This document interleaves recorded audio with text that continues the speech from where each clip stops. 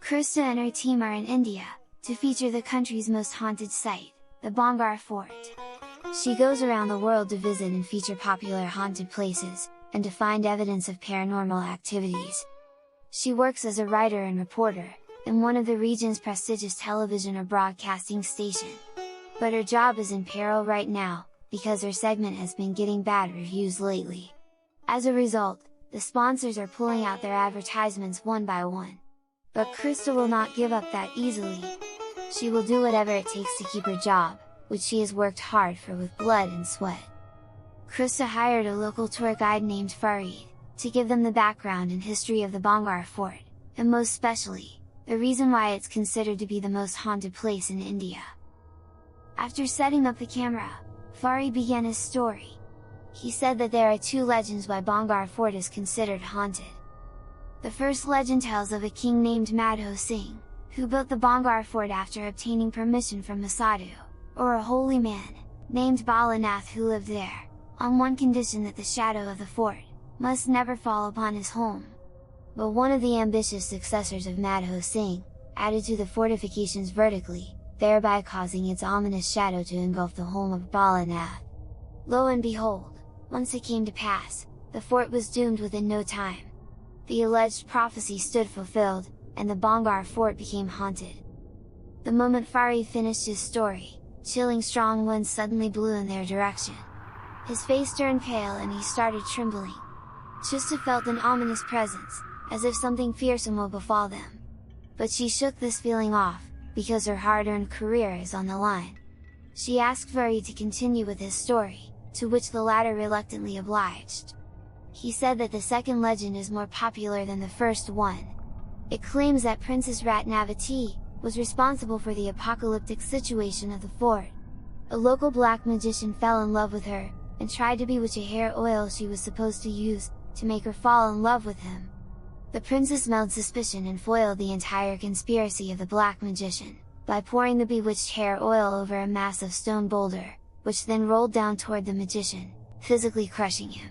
Before taking his final breath, he cursed the fort, saying that no soul would ever be able to live in peace there.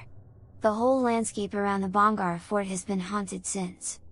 After hearing the legends, Shista said that they will camp out tonight at the fort, but Farid immediately exclaimed no.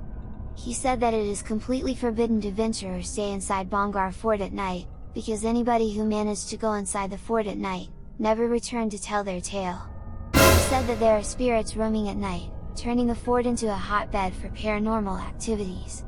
He also added that the worst of misfortune befalls those who venture to stay in Bangar Fort at night. He recalled that once there were 3 people, who spent the night inside. Even though they had a flashlight, one of them fell into a well.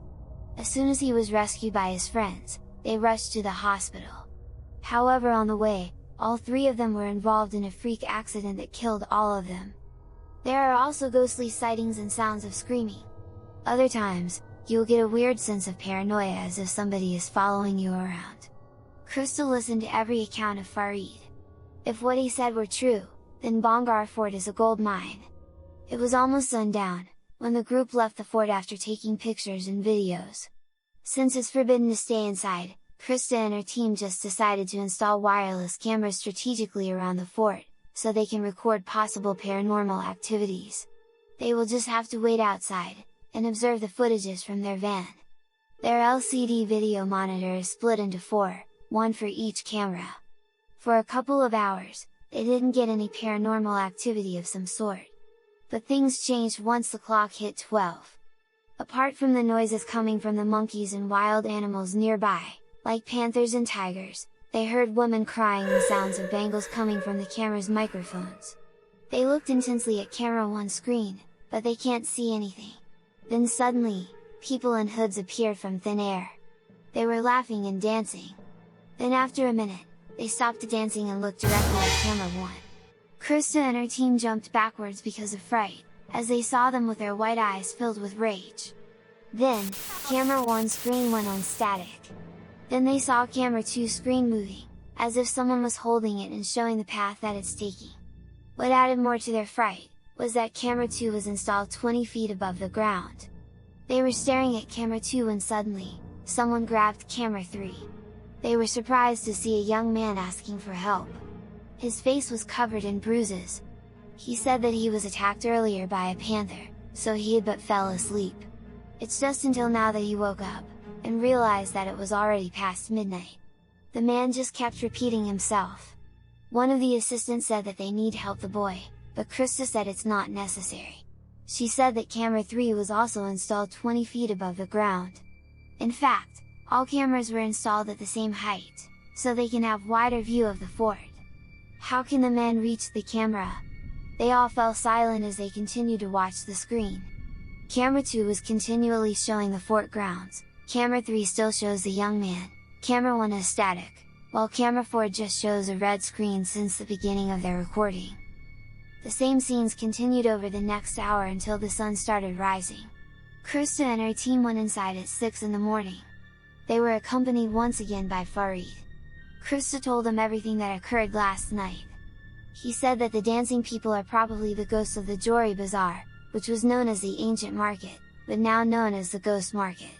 The young man who was asking for help, was probably the ghost of someone who went inside the fort at night and never returned. And this happened 10 years ago.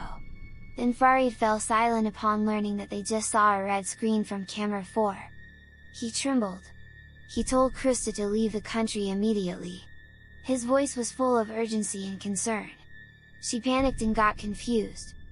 Farid said that according to the stories, people who died of freak accidents all said one thing in common. Before they faced their gruesome deaths, they saw a demon staring at them, with red eyes,